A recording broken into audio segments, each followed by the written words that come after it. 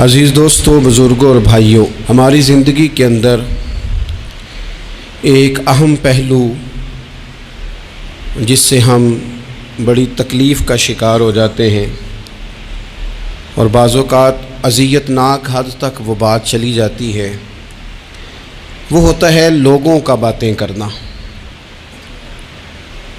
لوگ ایک دوسرے کے بارے میں تبصرہ کرتے ہیں، گفتگو کرتے ہیں۔ اگرچہ اسلام نے اسے بڑا ناپسند کیا اور غیبت کو زنا سے زیادہ بدتر قرار دیا، لیکن معاذ اللہ ثم معاذ اللہ لوگ پھر بھی اس اخلاقی کمزوری کا شکار ہو جاتے ہیں اور لوگوں کے بارے میں گفتگو کرتے ہیں۔ پھر لوگوں کی وہ باتیں جب ہم تک پہنچتی ہیں، جس کے بارے میں بات کی جا رہی ہوتی ہے، جب اس تک پہنچتی ہے تو وہ شخص بڑی اذیت کا شکار ہو جاتا ہے۔ وہ ذہنی تکلیف میں بھی آتا ہے، کرب میں بھی مبتلا ہوتا ہے، اور بعض اوقات خدا معاف فرمائے تو بعض لوگوں میں مایوسی بھی پھیل جاتی ہے۔ آپ قرآن مجید فرقان حمید کو دیکھیں تو اللہ تعالیٰ نے قرآن مجید میں فرمایا کہ وَإِذَا قِيلَ لَهُمْ آمِنُوا كَمَا آمَنَ النَّاسُ، جب منافقین سے کہا جائے کہ اس طرح ایمان لاؤ جس طرح کے باقی لوگ ایمان لائے ہیں، یعنی صحابہ کرام، قالوا تو وہ کہتے ہیں انؤمن کما آمن السفہاء، ہم اس طرح ایمان لے آئیں جس طرح معاذ اللہ یہ بیوقوف ایمان لائے، ان کی طرح ایمان لے آئیں۔ الا انہم هم السفہاء، اللہ فرماتے ہیں خبردار ہو جاؤ یہی بیوقوف ہیں، ولکن لا یعلمون، لیکن یہ جانتے نہیں۔ انہیں اس بات کی خبر، ان لوگوں کو جو کائنات کے بہترین لوگ ہیں زمین پر، انبیاء کے بعد صحابہ، ان کو لوگوں نے بیوقوف کہہ دیا، باتیں کر دی۔ آپ قرآن مجید دیکھیے سورہ قلم کے اندر اللہ تبارک و تعالی نے اس بات کا بھی جواب ارشاد فرمایا ہے، جب لوگوں نے کہا تھا کہ معاذ اللہ حضور تو مجنون ہے، تو اللہ نے فرمایا محبوب آپ رب کے فضل سے مجنون نہیں ہیں، بلکہ اللہ نے آپ کو خلق عظیم کا مالک بنایا ہے۔ وَإِنَّكَ لَعَلَىٰ خُلُقٍ عَظِيمٍ، لوگ بات کرتے ہیں اور کر جاتے ہیں اور شوق رکھتے ہیں تبصرہ کرنے کا۔ تو میں نے بہت سارے لوگ ایسے زندگی میں دیکھے ہیں جو لوگوں کی باتوں کی وجہ سے اذیت میں آ گئے، تکلیف کا شکار ہو گئے۔ اور میں اور آپ تو کسی کھاتے میں نہیں، حضرت ابوبکر صدیق رضی اللہ تعالیٰ عنہ جیسے لوگ، افضل البشر بعد الانبیاء بالتحقیق حضرت صدیق اکبر۔ آپ قرآن مجید 30ویں پارے کی تلاوت میں یہ بات دیکھیں گے کہ جب حضرت ابوبکر صدیق نے غریب غلاموں کو خرید کر آزاد کرنا شروع کیا، حضرت بلال حبشی کو، حضرت عامر بن فہیرہ کو اور کچھ غلاموں کو خرید کر آزاد کیا، تو لوگ کہنے لگے کہ یہ بلال نے کبھی کوئی احسان کیا ہوگا ابو بکر پر، تبھی تو خرید کے آزاد کیا ہے، ورنہ کیا ضرورت تھی اتنے پیسے لگانے کی، کوئی تو بات ہوگی۔ اللہ تعالیٰ نے اس کا بھی قرآن مجید میں اعلان فرمایا ابو بکر نے جو کیا ہے رب کی رضا کے لیے کیا ہے۔ تو گفتگو کرنا، بات کرنا، لوگوں کا اتنا یہ خطرناک مزاج ہے، ایک جملہ کہہ کے لوگ سائڈ پہ ہو جاتے ہیں، بندہ بیچارہ ساری رات تڑپتا رہتا ہے، ایک فکرے کا تبصرہ کر کے لوگ کونے میں چھپ جاتے ہیں، اور کسی آدمی کے لیے وہ اسے سولی پہ لٹکا جاتے ہیں، اپنی زبان کے تیروں سے لوگ پریشان کرتے ہیں۔ پہلے تو اللہ سے یہ معافی مانگیں کہ رب اس جرم سے ہمیں محفوظ فرمائے۔ اور اب تو لوگوں کی زبانیں اتنی لمبی ہو گئیں کہ وہ صحابہ تک چلی گئی ہیں، اہل بیت نبوت تک چلی گئیں۔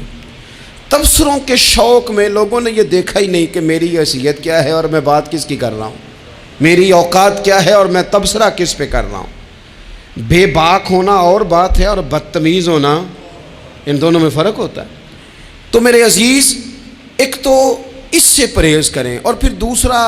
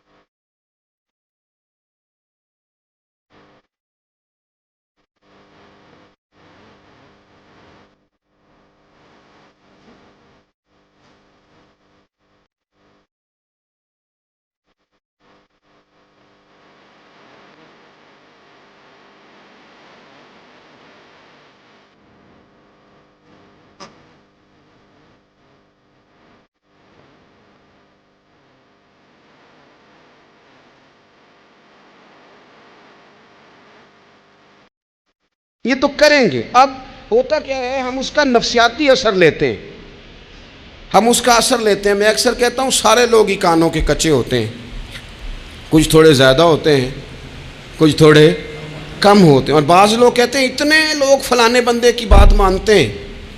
تو میں نے کہا دنیا میں تو آج بھی کافر زیادہ ہیں، کافر زیادہ ہیں، شیطان کے پیروکار آج بھی. تو زیادہ ہونا کوئی حق کی دلیل ہے ہمیشہ؟ یہ کیا بات ہوئی کہ فلانے کی اتنے لوگ بات مانتے ہیں؟ یہاں تو میں نے یہ دیکھا ہے اس معاشرے میں کہ جھوٹے سے جھوٹا آدمی، اس کے بھی فالوور ہوتے ہیں. دغے باز سے دغے باز بندہ، اس کے بھی گویوں کے فالوور، اداکاروں کے فالوور، فلانے کے فالوور.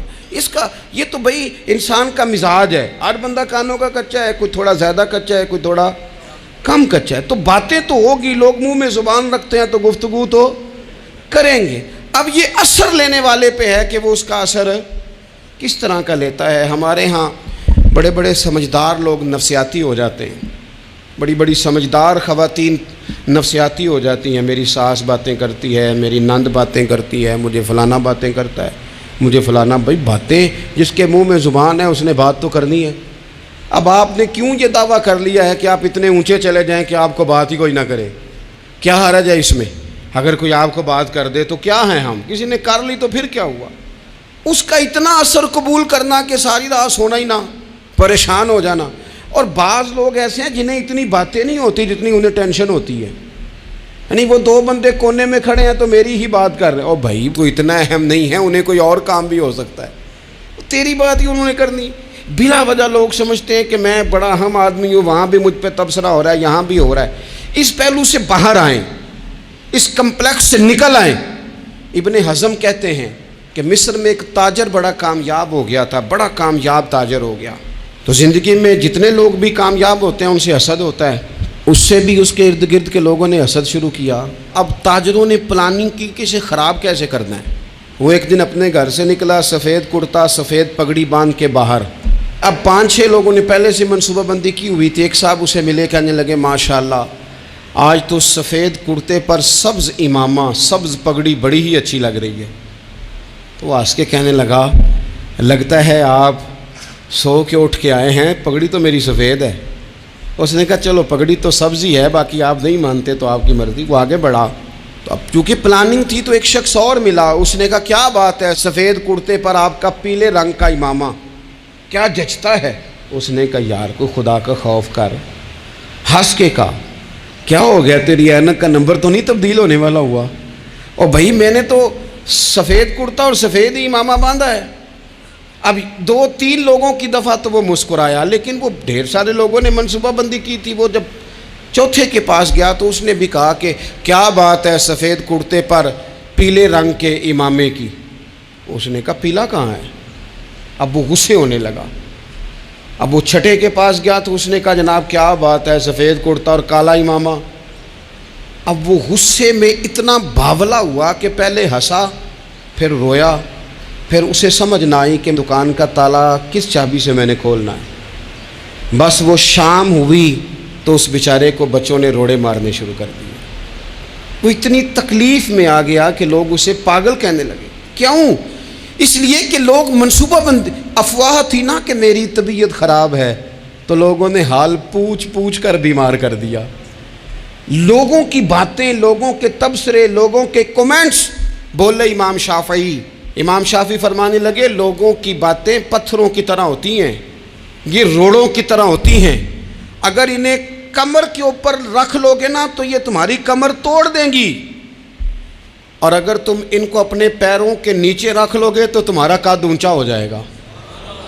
بس دنیا میں وہ لوگ پریشان ہوتے ہیں جو لوگوں کی باتوں کو کندھوں پر سوار کر لیتے ہیں. جو پیروں کے نیچے رکھے، جو پاؤں کے نیچے رکھے، ان کا قد. وہ پرانے زمانے میں نا عارف رومی رحمۃ اللہ علیہ فرماتے ہیں کہ ایک بیل گائے گر گئی تھی کنویں کے اندر.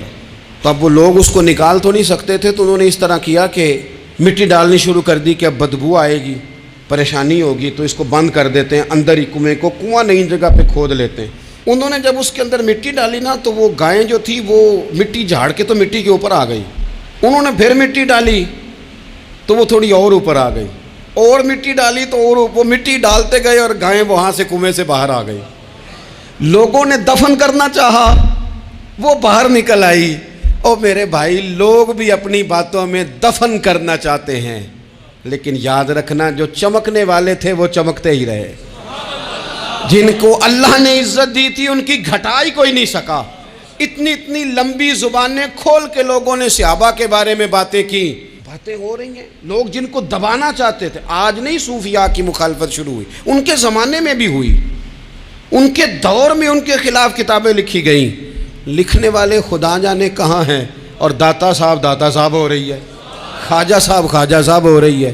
حضور غوث اعظم کے ان کے زمانے میں بھی ایسا نہیں ہوا کہ بڑی خوشی سے لوگوں نے آگے بڑھ کے پھول ڈالے ہوں. ان کے دور میں باقاعدہ جتھے تیار ہوئے, جتھے, اور پورا کام کیا گیا. اور ویسے بھی اگر کوئی شخص آپ کا مخالف ہی نہیں ہے تو پھر آپ کو چمکنے کا مزہ کیسے آئے گا؟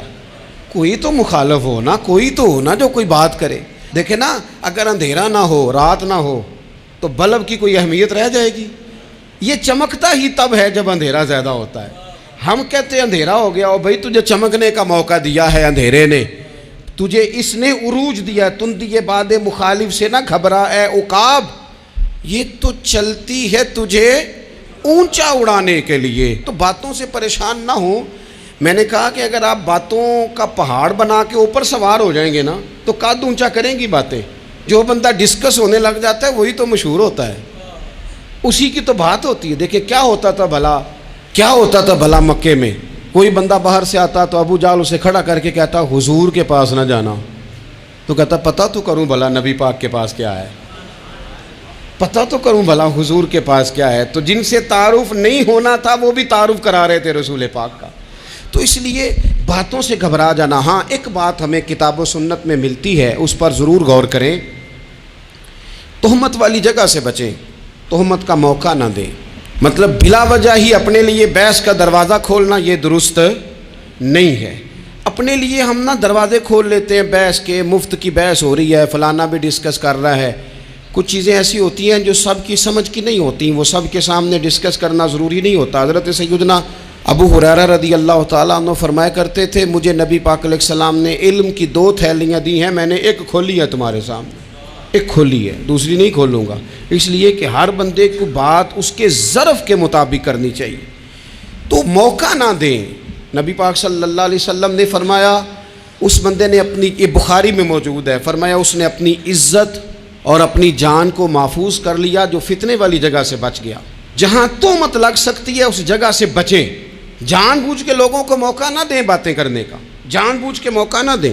جامع ترمذی کے اندر حدیث موجود ہے, حضرت سیدنا عمر فاروق رضی اللہ تعالیٰ عنہ نے ایک موقع پر اجازت مانگی تھی نبی پاک صلی اللہ علیہ وسلم سے. عرض کیا, یا رسول اللہ صلی اللہ علیہ وسلم, مجھے آپ اجازت دے دیں, میں عبداللہ بن ابی سلول کی گردن اڑا دوں, یہ منافق بار بار آڑے آتا ہے, بار بار تکلیف دیتا ہے, آپ مجھے اجازت دیں میں اسے قتل کر دوں. تو اب وہ چونکہ کلمہ پڑھتا تھا, ساتھ تو رہتا ہی تھا نا, بہت سارے لوگ اسے مسلمان جانتے تھے. تو حضرت سیدنا عمر فاروق رضی اللہ تعالیٰ عنہ نے اجازت چاہی, کہ یا رسول اللہ صلی اللہ علیہ وسلم, اگر آپ مجھے اجازت دے دیں, یہ ترمذی میں موجود ہے, یعنی آپ اس جگہ سے بچیں جہاں تہمت لگ سکتی ہے, جہاں بلا وجہ کسی شخص کو شر پھیلانے کا موقع مل سکتا ہے. یا رسول اللہ مجھے اجازت دے, میں عبداللہ بن ابی سلول کی گردن اڑا دوں.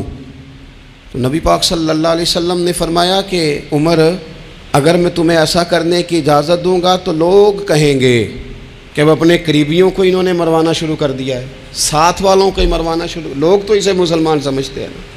تہمت والی جگہ سے. بلکہ بخاری شریف میں اسی طرز کا ایک اور پیغام بھی ہمارے لیے موجود ہے. یہ جو حرم شریف آج ہمارے سامنے ہے نا, بیت اللہ شریف, اس میں ایک پیچھے مقام ہے جس کو حتیم کہا جاتا ہے. یہ خانہ کعبہ کا حصہ ہے. حضور صلی اللہ علیہ وسلم کے اعلان نبوت سے پہلے جب قریش مکہ نے اسے تعمیر کیا نا دوبارہ سے, تو انہوں نے چندے کا کوئی اس طرح کا مزاج بنایا تھا کہ اس بندے سے پیسے لینے ہیں جس کے بالکل ہی جائز ہوں. اس ترتیب سے انہوں نے خانہ کعبہ کی تعمیر کی کہ پھر وہ ساری تعمیر نہ کر سکے, حتیم باہر رہ گیا. تو نبی پاک صلی اللہ علیہ وسلم نے ایک دن فرمایا, بخاری میں موجود ہے, حضور فرمانے لگے, عائشہ, اگر تمہاری قوم جاہلیت کے قریب نہ ہوتی کیونکہ ابھی قریب جاہلیت چھوٹی ہے نا، ابھی لوگوں نے کلمہ پڑھنا شروع کیا ہے۔ فرمایا اگر یہ جاہلیت کے قریب نہ ہوتے تو میں کعبے کو انہی بنیادوں پر دوبارہ بنا دیتا جن بنیادوں پر حضرت ابراہیم علیہ السلام نے بنایا تھا، لیکن چونکہ یہ جاہلیت کے قریب ہیں، ان کی سمجھ میں چیز نہیں آئے گی، یہ شک میں پڑ جائیں گے، پریشان ہو جائیں گے، لہذا میں یہ کام نہیں کرتا۔ بہت ساری چیزیں ایسی ہیں کہ جن کی وجہ سے بعض سادہ لوگ ابہام کا شکار ہوتے ہیں، ابہام کا۔ ہمارے علماء نے اس طرح کیا کہ بڑے طے کر کے عقائد کے عنوانات امت تک پہنچائے۔ ہر آدمی ہر شعبے کا اسپیشلسٹ نہیں ہوتا، بہت سارے لوگ باتیں مریض کے سامنے کرنے والی نہیں ہوتی، وہ صرف لواحقین کو بتانے والی ہوتی۔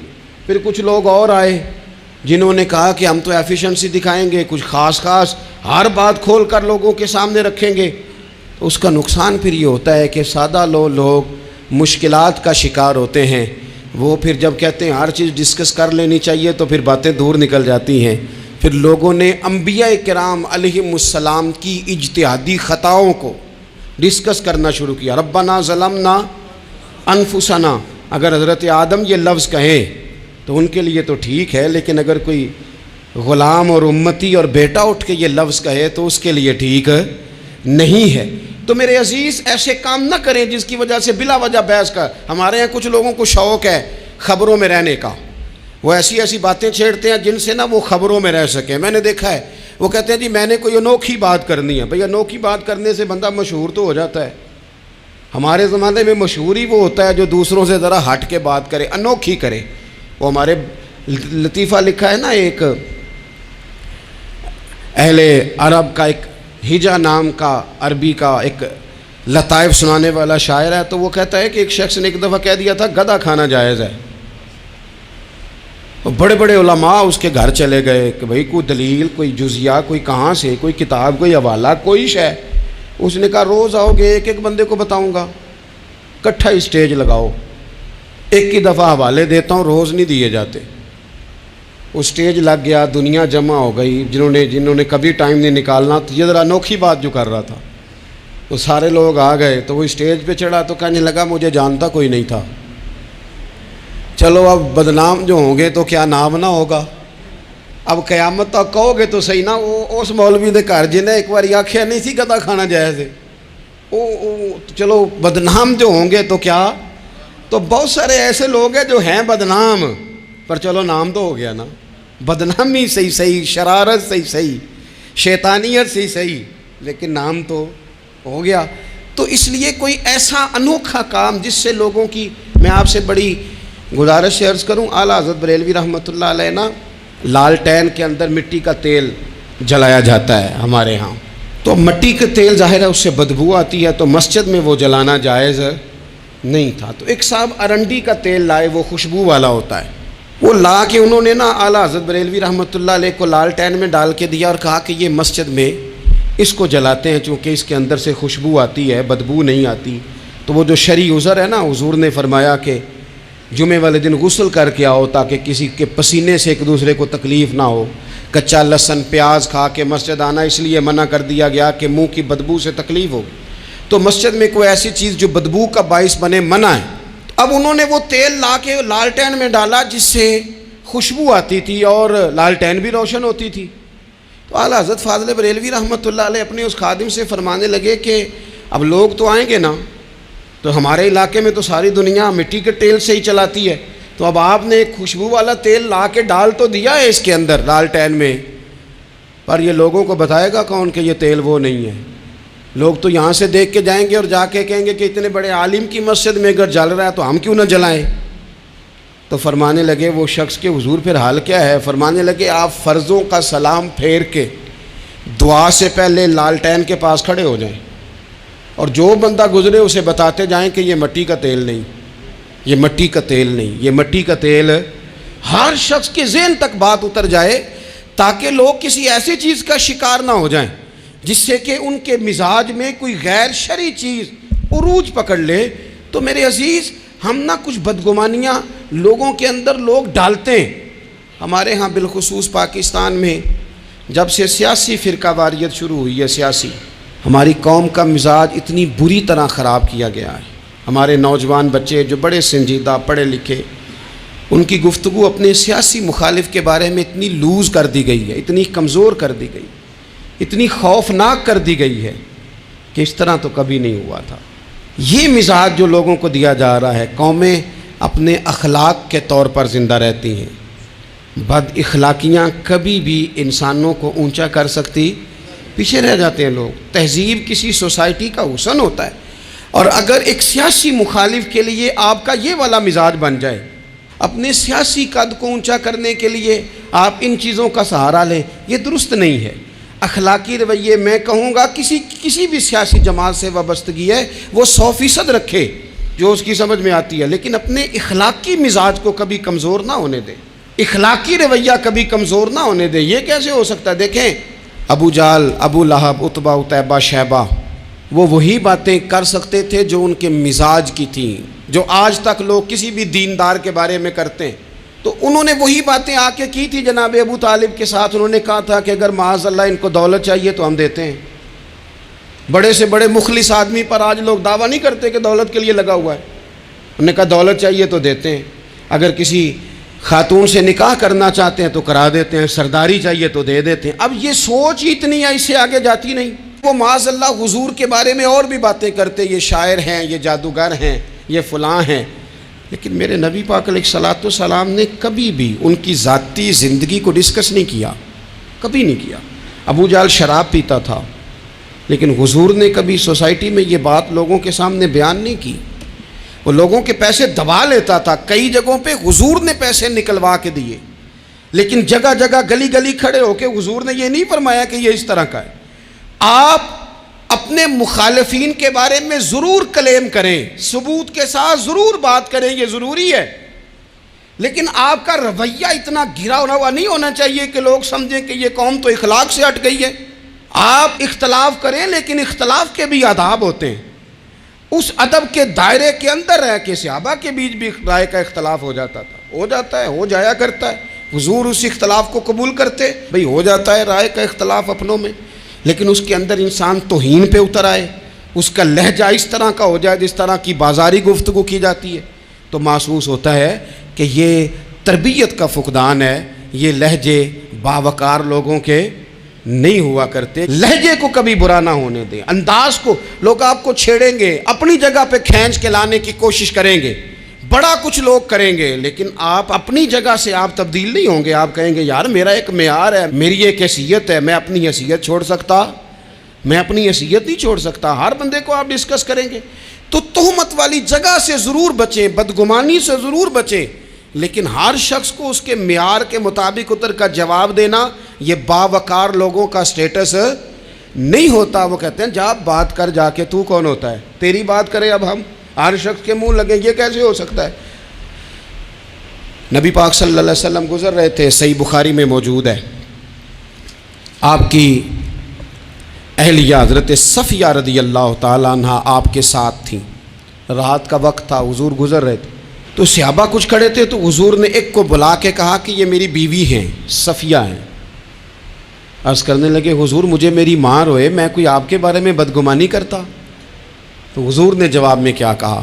محبوب فرمانے لگے جس طرح رگوں میں خون گردش کرتا ہے نا، شیطان بھی اسی طرح ہی گردش کرتا ہے. گویا حضور بتا رہے ہیں کسی وقت بھی بدگمانی پیدا کر دیتا ہے. میں تمہیں بتا رہا ہوں کہ اپنی اہلیہ کے ساتھ جا رہا ہوں، میری بیوی ہے. کوشش کریں کہ آپ اس جگہ سے بچیں جہاں باتیں ہو رہی ہوں. اور اس پہلو پہ تیسری گزارش اس عنوان پر یہ ہے کہ اگر کسی کے بارے میں باتیں ہو رہی ہوں تو فٹافٹ اس کا حصہ بننے کی کوشش نہ کریں، بلکہ آپ کے پاس جب تک کوئی شرعی ثبوت نہیں ہے تب تک آپ اس بات کا حصہ نہ بنیں. ہمارے ہاں بات ہو رہی ہوتی ہے تو 2-4 بندے دوڑ کے نا اپنا بھی حصہ ڈالتے ہیں. بلکہ میں بڑی ذمہ داری سے یہ بات عرض کروں گا، بات لمبی ہوتی تب ہے جب کوئی بندہ درمیان میں کہہ دیتا ہے نا نہیں تجھے تو تھوڑا پتہ ہے، تھوڑا میں بھی کرتا ہوں. وہ کئی دفعہ وعدہ معاف گواہ بن جاتا ہے، جا کے دوسروں کو خبر کرتا ہے اس نے یہ کہا ہے. حالانکہ بندہ اس سے پوچھے کہ اگر انہوں نے کہا تھا تو اتنا سجن تھا تو وہاں جواب دے کے کیوں نہیں آیا؟ تجھے چاہیے تھا وہیں جواب دیتا، وہیں جا کے جواب دے دیتا ایک بزرگ کی خدمت میں ایک دفعہ حاضر تھا، ایک بڑے عالم تھے، تو ان کے پاس آ کے ایک شخص نے کہا کہ فلاں آدمی آپ کے بارے میں یہ بات کر رہا تھا، تو وہ ہنس پڑے، فرمانے لگے پھر آپ کہاں تھے؟ کہنے لگے میں وہیں تھا۔ فرمانے لگے میرا اور آپ کا رشتہ کس طرح کا ہے؟ کہنے لگا جی میں تو شاگرد ہوں، ارادت مند ہوں۔ تو فرمانے لگے پھر آپ میرے پاس سوال لے کے آ گئے ہیں، آپ نے وہاں جواب کوئی نہیں دیا۔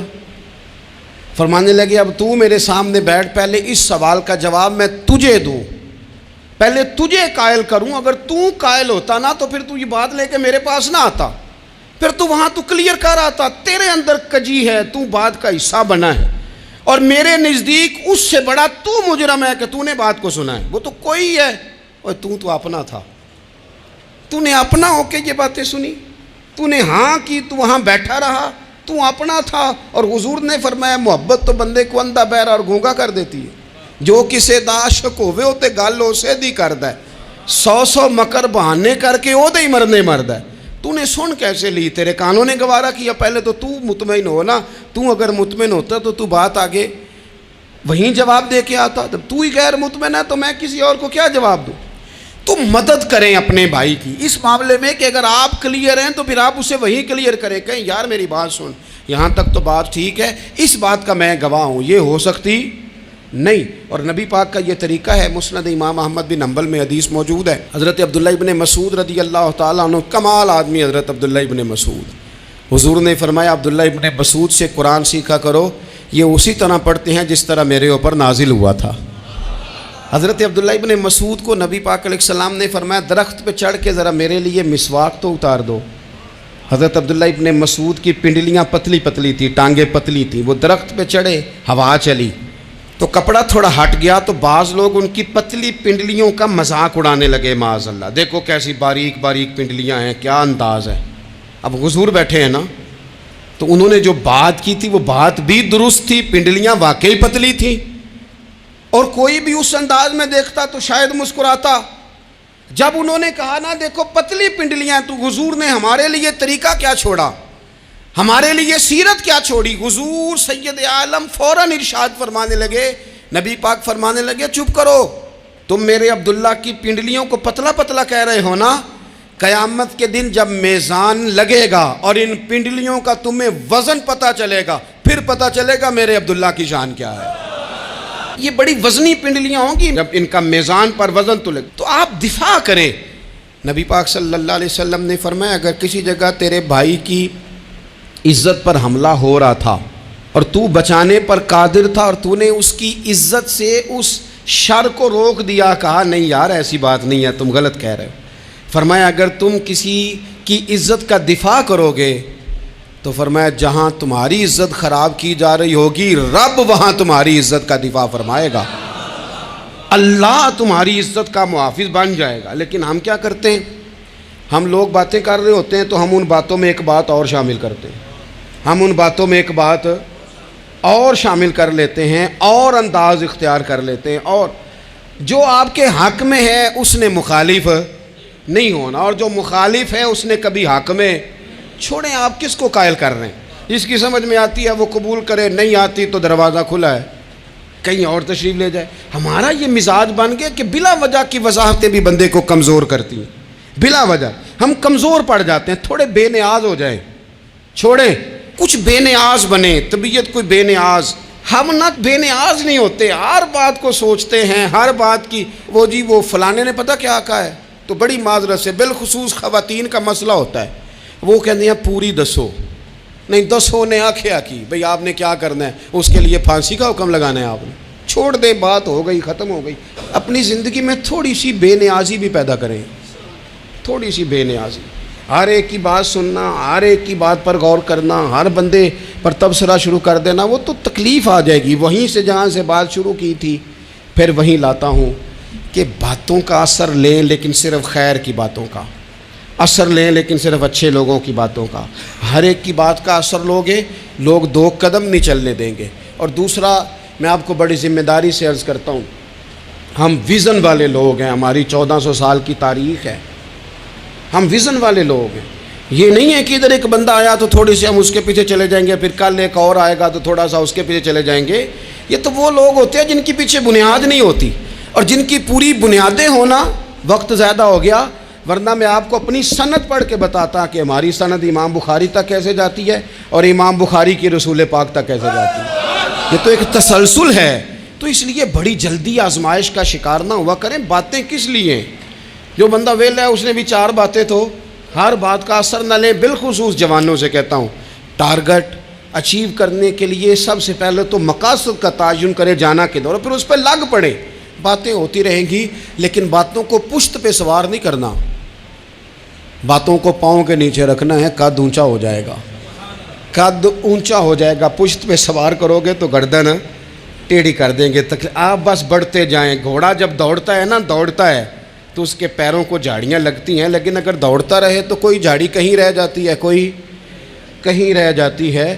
باقی مخلوق کرتی ہے باتیں, وہ کرتی رہے گی. آپ آگے بڑھیں, سفر کرتے رہیں. سفر بہت سارے باتیں کرنے والے وہیں رہ جاتے ہیں اور کام کرنے والے کہیں کے کہیں پہنچ جاتے ہیں. باتیں کرنے والوں میں سے نہ ہوں, کام کرنے والوں میں سے ہوں. اللہ توفیق عطا فرمائے. آخر دعوانا ان الحمدللہ رب العالمین.